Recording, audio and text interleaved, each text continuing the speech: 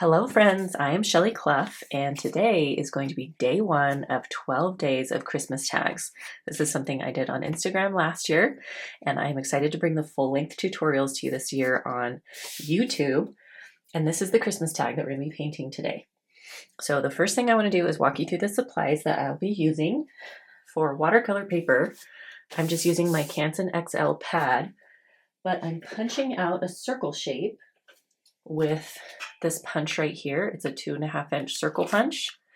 And now I have a little circle that I can use for my tag. So I'm just gonna scoot these up and out of the way. And the other supplies that I have handy today, I'm gonna be using this Watercolor gold pen. I'll have all this stuff linked below if you want to use any of it. I've got a Micron 01 pen in black. I'm also going to be using a hole punch, a little smaller than your traditional hole punch. I like these little petite ones, and some scissors. And then I have a variety of twine that I'll be using for these tags. So I'll link all that below if you want to see any of it. But let's go ahead and dive into this cute little wreath tag. So the first thing, oh sorry, I didn't even tell you what brushes I'll be using. I think today I'm going to use one of my black velvet silver brushes. This is a size 6.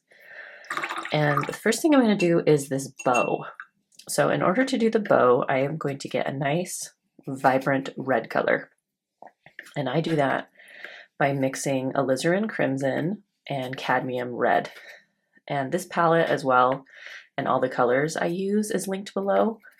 So if you want to use what I'm using, you can find that below. I have this exact palette all filled that I sell on my website, or I just have links to the paints themselves so you can fill it yourself if you'd like to. Okay, so I've got that red mixed up. I'm just sort of brushing off my brush so it's not too wet when I go to paint this bow.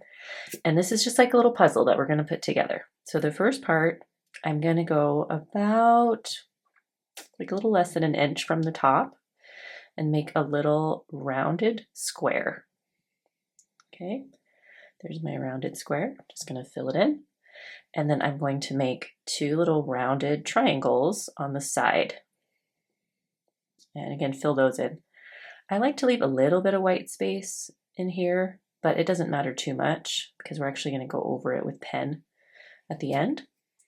And I'm going to do that on this side as well, kind of a rounded triangle shape.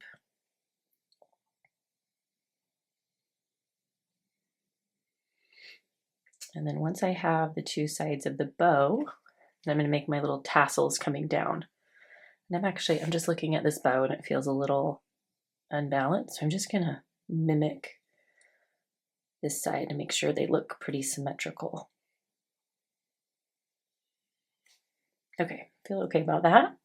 And then for the bow parts that dangle down, I want to have it a little thinner towards the top and then widen as I come down. And I can just do that with a couple of strokes here. Widen, and I like to have just a little point at the end of my bow, or at the end of that ribbon there. You can have a little bend in that ribbon so it looks kind of delicate and like it's falling down. Okay, so there's my little bow. And now I'm going to fill in that wreath section around it. So for the wreath, I like to get a really deep green. And so one of my favorite greens to use, if you've watched my other videos, you probably know this already, but I love this Viridian green color mixed with some burnt umber. So I just get the 2 of those colors together. The Viridian green is a super vibrant kind of turquoise green, and the burnt umber makes it a really rich, kind of more organic color. And it's really great for Christmas greenery, like those really dark greens that you would see on a Christmas tree or a wreath. This is lovely for that.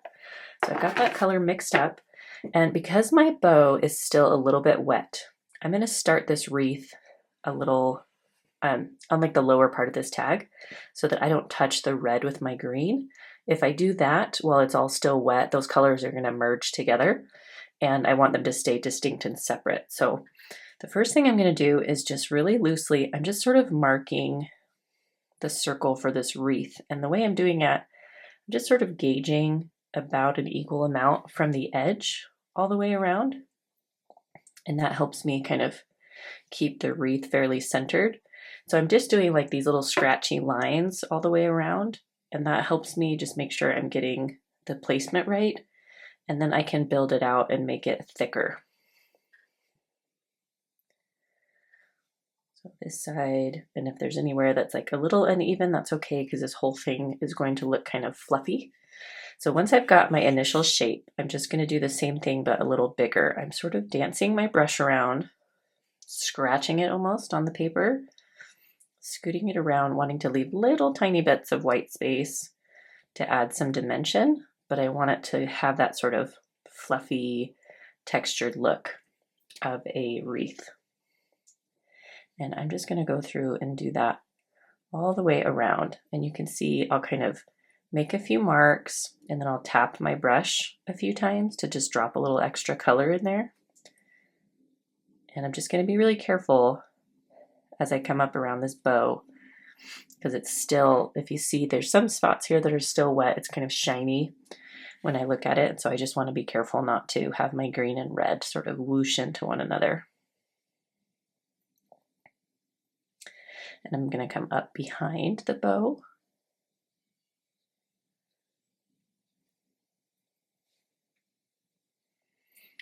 And I want to get it pretty close up to the bow so it looks like, you know, it's on, sitting on the greenery and not like floating around it.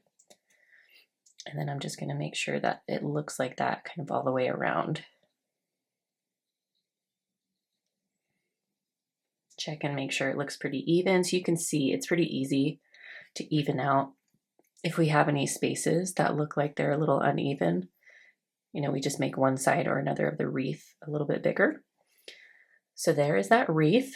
Now I am going to let it dry completely, and then we will add some embellishments with our pens to it. Okay, now that I have, this is totally dry, I can go in and add some embellishments. So one thing I'm going to do is outline my bow with this pen. The first thing I do is I just go around this center part, kind of mimicking the round square that we did before, and then a couple little marks here. Okay, and then when I go around the sides of the bow here, this is where something kind of fun. We come down here, and at the bottom, we're going to make kind of an oval shape that comes to a point over here. You see how just like that, now our bow looks 3D.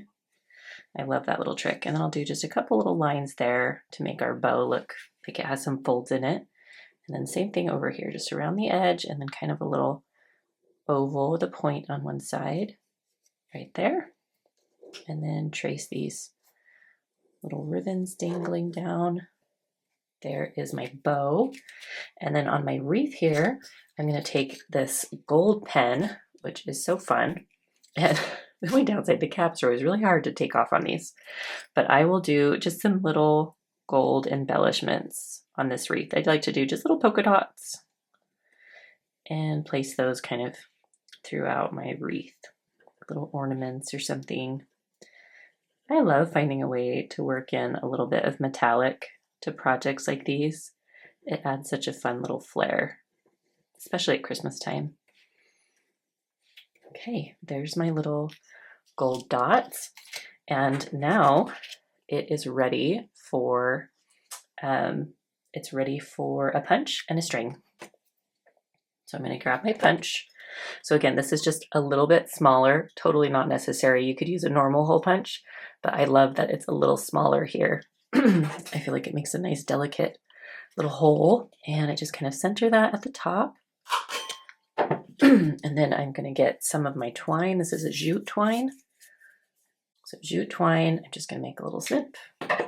And I have this, I don't know, this is probably about 6 to 8 inches long that I'm doing my twine. So I just double it over. So on one side there's a loop, on the other side it's open. And then for the loop, I just kind of fold it tight and stuff it through the hole on my tag. So now I have a loop on this side, and then the tails on this side, and I take the tails and I stick them through the loop. Now I have my cute little Christmas tag. I can tie this side onto a present. I can write my to and from on the back here, and you've got a little DIY Christmas card. So I hope you enjoyed this tutorial. I have several more days of Christmas tags coming up, so I hope you follow along. I'll make sure they all get put into a playlist together as well. And then I also have some Christmas cards that I will be doing as well. So I hope you enjoy this tutorial. Make sure you're subscribed so you don't miss the other ones. And we'll see you all in the next video.